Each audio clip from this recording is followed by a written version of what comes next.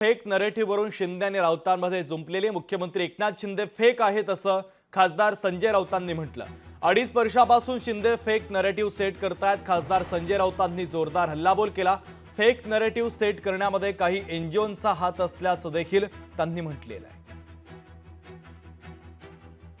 निवडणुकीमध्ये fake narrative अगदी लोकांपर्यंत तळागाळापर्यंत पोहोचवण्यामध्ये महाविकास आघाडी यशस्वी झाली आणि एवढं या पद्धतीचं मतदान आपण कधी पाहिलं नव्हतं।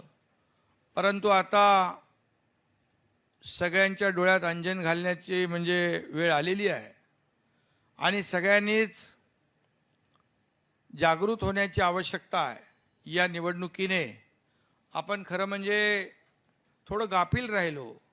चिंता करू नका, आपण केलेल्या कामाची पोचपावती या विधानसभेच्या निवडणुकीमध्ये जनता देईल आणि महाराष्ट्रात पुन्हा महायुतीचं सरकार येईल। अहो, एकनाथ शिंदे हेच फेक आहेत।